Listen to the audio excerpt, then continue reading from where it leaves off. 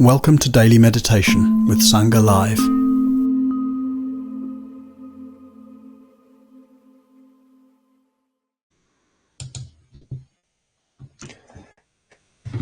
Lovely, very warm welcome to everyone, and do feel invited to let me know if you can't see or hear me very well at any point during the session, including as we begin. Yeah, really lovely to be here once again, and really lovely to see the warm, welcoming messages coming in through the chat as we gather in, as we settle in for today. I'm really happy to be here again. My name's Nathan. I'm one of the teachers who comes to offer sessions here at Sangha Live. I'm also one of the teachers on the Teacher Council at Gaia House. So that's where you can also find me. That's in Devon. I'm joining in today from Dorset. And yeah, like many of you have mentioned, there's been quite a lot of weather excitement moving through, blowing through. And yeah, it feels great to come into the stillness of this place for practice, and also for this warmth of Sangha, of community as we gather together.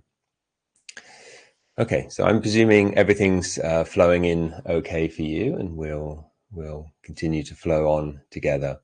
So we have this time together for practice ultimately, and that gets divided up so that very shortly I'll give a short reflection, and then we'll have at least half an hour of relatively quiet practice, where I will drop in a few ideas from the reflection that hopefully will support us in our practice as we do that, allowing that practice to deepen, to loosen up what's tight, and gather together what's maybe a bit more dispersed, so that we can really enjoy the practice, enjoy what we're doing here together.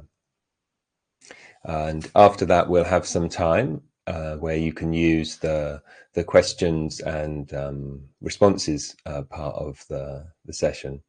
Actually, Zara told me that maybe you need to enable that. So actually, I'll just click that. So that's actually already enabled. So if you do have questions, that lost me seeing the chat. Sorry, I'm running monologue of my tech journey.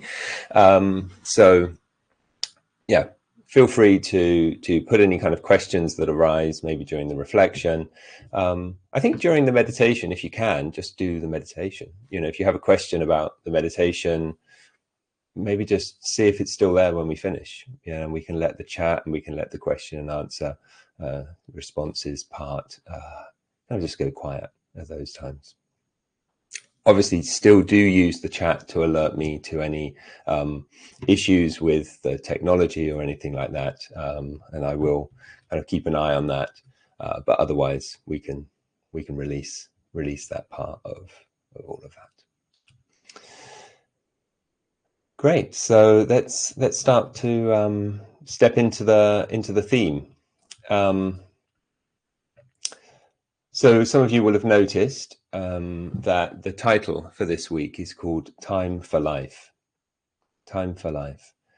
And there's a little blurb there. You can check that out later on. But I'm also, might refer to some of it here and there. So what I want to do is actually open out an exploration of time. And, you may have had, late night conversations about time. What's time? What's all this kind of, how do we be in time? How do you get out of time, or any of these types of ideas? But it turns out that it is also something that's quite important in a certain sense for freedom teachings, to actually understand a little bit about what we call the fabrication of time. And, that can sound a bit of a weird way of talking about time, that time is fabricated, time's made up, time's not real, or something like this. And, all of that has a validity. but that's not really what we're talking about. And this isn't really an intellectual exploration of time. It's an experiential exploration of time. How does it feel? How does time feel right now? And that actually might feel like a very esoteric question. How does time feel to you in this moment? And that's why I actually want to explore it, because it's not esoteric. It's not as elusive as it might seem. And it's very relevant for what we're doing. So what are we doing? Like, we're a sangha, a community that gathers to awaken together. Awaken together. Stress, distress, the harms, the reactivity, right? We're looking to dissolve that, allow it to rest, to dissipate, to dissolve, to release into release. Yeah, talking about freedom, dissolving the dukkha patterns. Yeah, the stress, the distress, the harms, the reactivity. Dukkha, this word in Pali. It's kind of untranslatable, but we could say for now it means that. It means in all the ways we're not free in this time, in this moment. So as I say, it's not actually going to be an intellectual exploration, and I'm not opposed to anyone using their intellect for freedom. If it works for freedom, it works for freedom, and freedom is the goal, right? But you won't need to think your way to freedom this week. It's much more about how time feels. So let's take a moment. How does time feel right now? The time of this moment. Maybe to give you a little bit more of a handle, how does it feel thinking about what tomorrow will be like? Yeah, or what's coming next? What yesterday was like? And this sense, there's always this kind of background sense maybe that we can bring more to the foreground, that whole time of your life, the distance or proximity of birth, of death. This is our lifetime. Or even the time from here to the beginning of time, or the Big Bang, or whatever that was. Yeah, that beginning of time. And there's been time ever since. And maybe there was time in a different way before that, before all of that. But how this relates to time is actually we can change it. In fact, when we contemplate, tune in, reflect on time, we already change it, right? Because it's now an object, a thing we're looking at. And things appear independent. Time appears like, well, it's just, this is what the time is, right? But they're not independent. And that's the key point that I want to kind of lay out today. Our sense of time is not independent. Yeah, it's not independent. There's many of you may have heard this. Henry Van Dyke gifted a fellow poet a sundial and wrote on it, time is too slow for those who wait, too swift for those who fear, too long for those who grieve, and too short for those who rejoice. But for those who love, time is not. Right. Two versions of that poem. One is, for those who love, time is not, and for those who love, time is eternal. Interestingly, I've put that poem into the chat, Henry Van Dyke, for those who want to check it out, or anything else by Henry Van Dyke.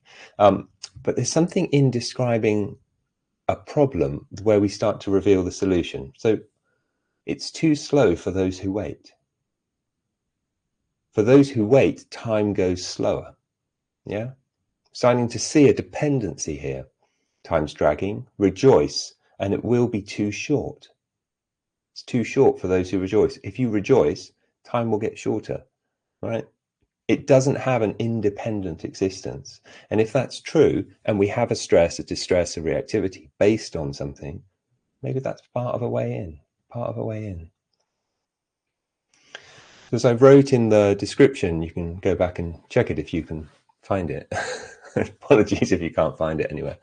That time and dukkha have an interdependent relationship. That's what I was kind of talking about. And we're here for releasing release, dissolving dukkha. Right? Simply put, when one changes, the other changes. When one changes, the other changes. Okay, and again, this is not being clever. We're here for freedom. And if we discover a lever, something we can adjust, a dial or whatever you would say in our experience, and it seems, well, that seems really elusive. Well, find a way to do that.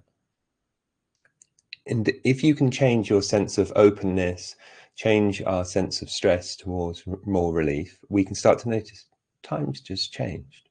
Time's not independent. It doesn't have its own reality. And maybe over time, we think, how does it feel to be in time like that? And we might even just be able to say, let's change time. Let's have a sense of bigger time, more time.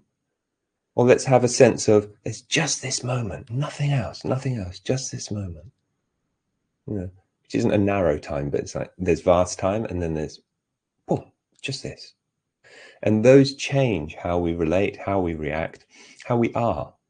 Amazingly, all of that seems, well, I'm just how I am. Time is just how it is. No. Interesting. So one of the ways we exhibit that we are experiencing dukkha is that we're rushing. We're rushing, right? Stress is conditioned, not unconditioned, dependently originating. Time plays a part, and our sense of time, I must get there, I've got to do this. It's too late already. And that adds that stress. So for today, let's slow down. Slow down. Yeah. Really just slow down and move back, ease back. And when we do that, we enter a different way of being in time. Yeah. A different way of being in time.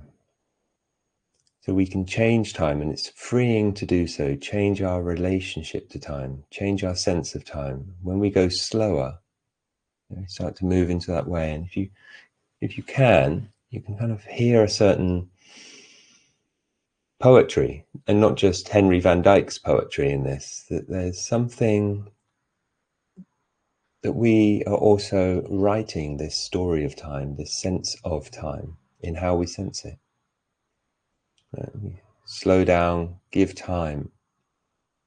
Might feel that we don't have enough time. We feel kind of time poor. But we've got the time for this. Let's make sure that we give ourselves to this time. Allow ourselves to, put down the baggage of tomorrow or of yesterday and see, well, what's the time like now? We're changing the emotional time or the tone of time.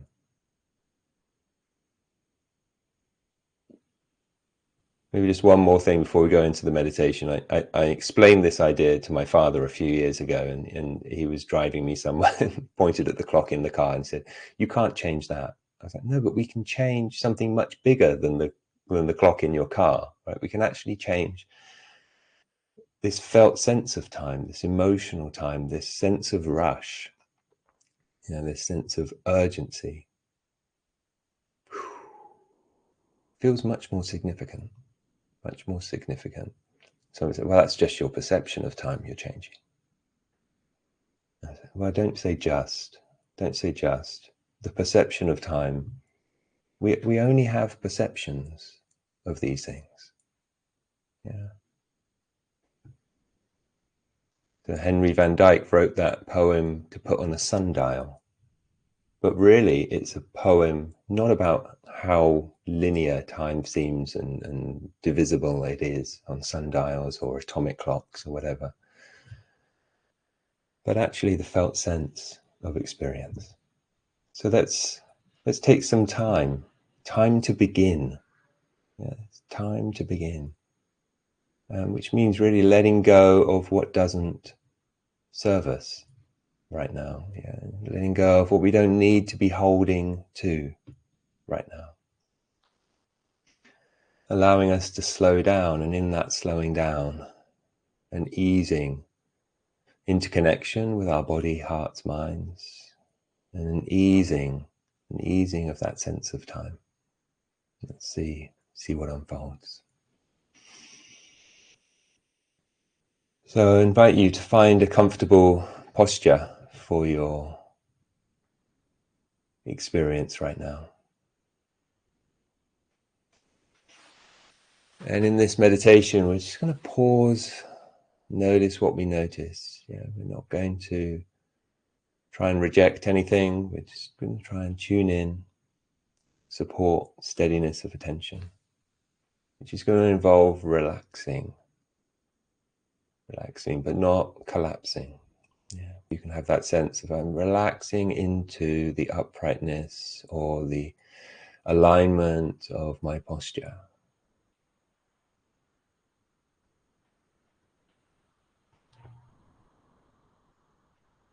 And if we notice we become distracted, we're not going to rush into meditation. Practice in slow motion.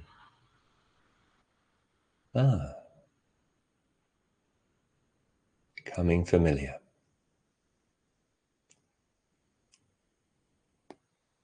So if you're familiar and feel comfortable with following breaths for meditation, really allowing the breath slowly, gently to be known and released.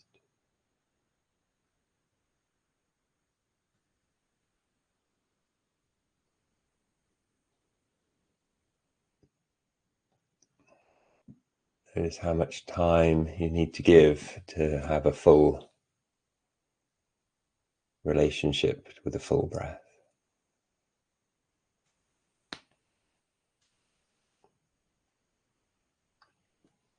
And if you're not feeling like being with the breath or in the body in any particular way, you can do the same idea with sounds. Trying not to pull a sound in, rushing it to arrive. Or shouldn't you be going, kind of pushing it away before it ends? Letting things take their time. And in that way, we are taking our time.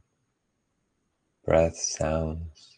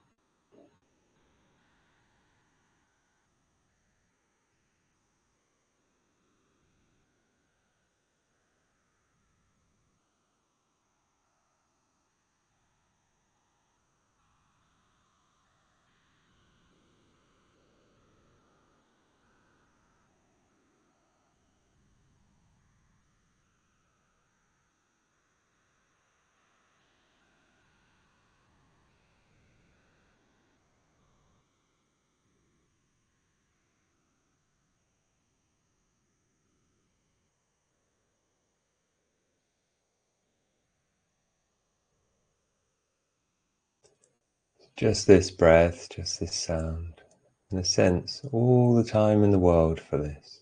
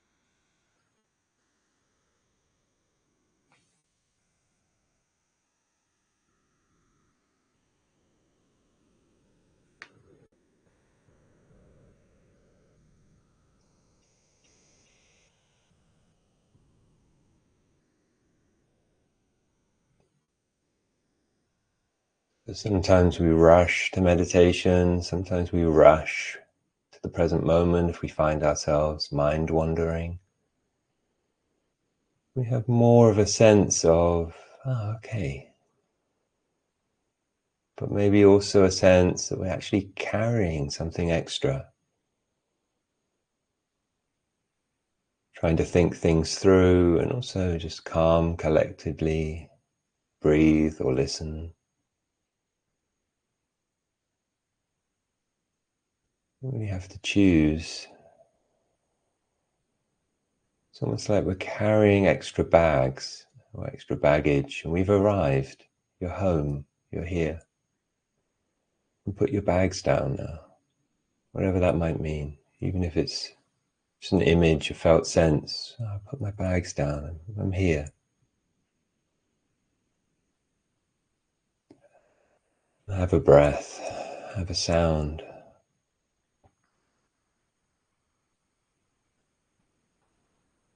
No more rushing for a moment or two.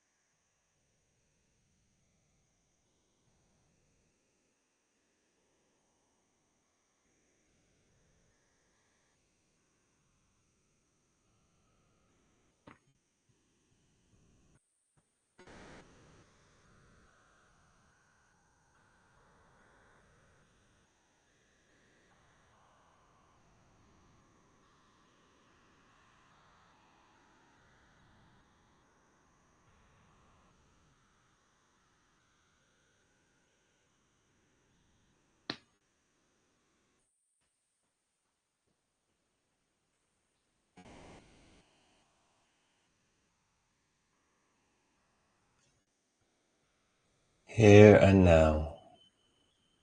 It's like this right now.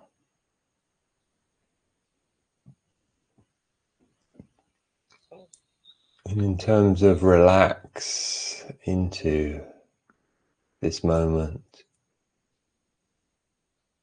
you see there's also an adjustment, maybe coming more to the back of the body. If we're rushing ahead, almost like we energetically flow towards the back, if that means something you can relate to, or if we're a bit dull, a bit passive, we can feel how we move into the front of the body or the front area, even in front of the body. What helps you to be here and now with this?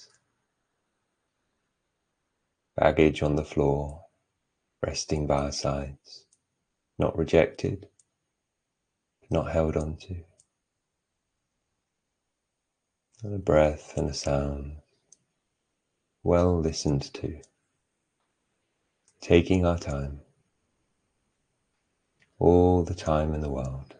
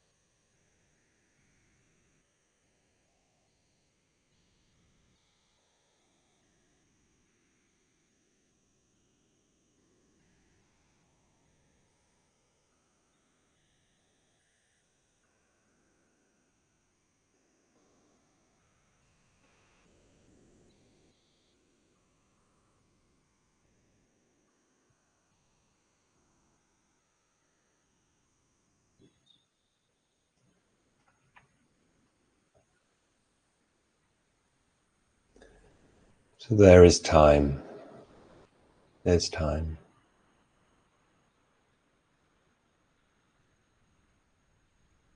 A sense of the benefits of slowing down.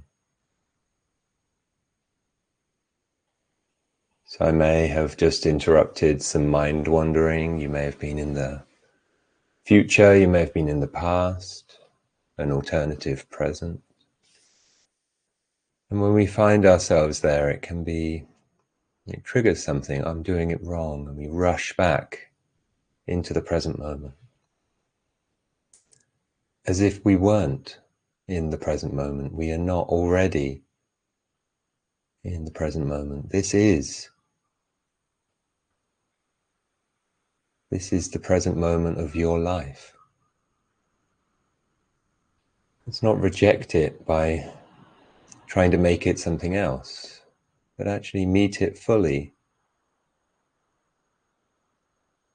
with the kindness, the patience, the effort that it calls for, or we wish to give it, perhaps. We start where we are, which is not to say we don't change how it is. If we're adding more kindness, more patience, more effort, whatever, of course it's going to change.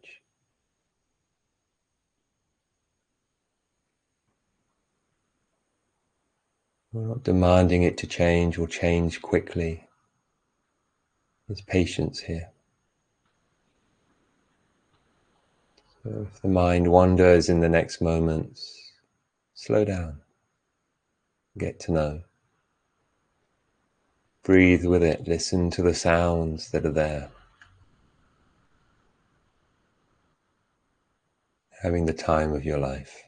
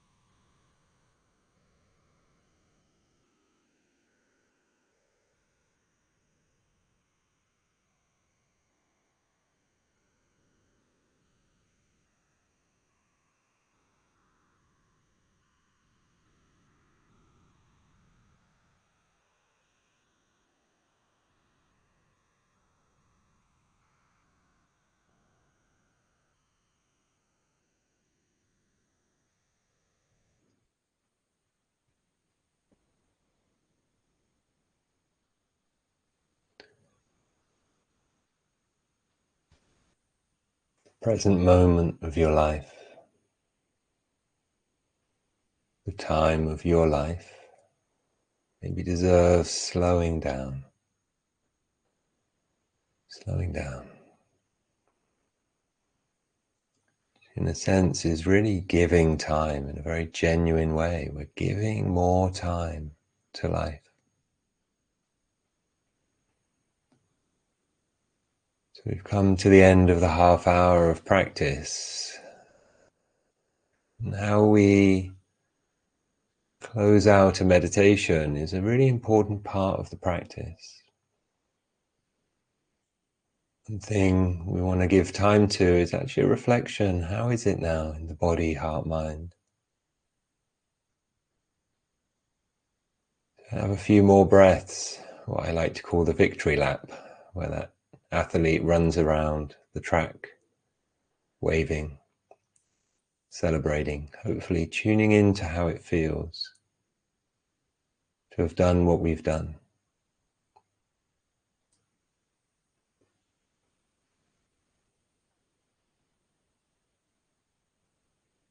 This is part of making time for life.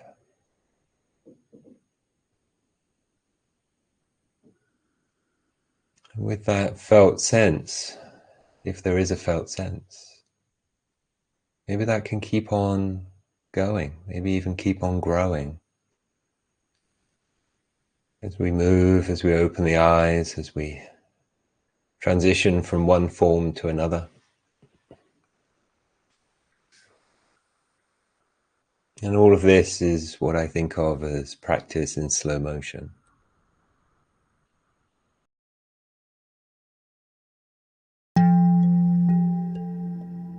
Today's podcast is an offering to you from our archive of freely available live daily classes. We make wisdom teachings and meditations as freely available as possible to as many people as wish to practice. You can help ensure we can continue to support a worldwide Sangha by leaving a review wherever you get your podcasts, by sharing this with someone who'd be interested, and by offering a small financial support at sangha.live/donate.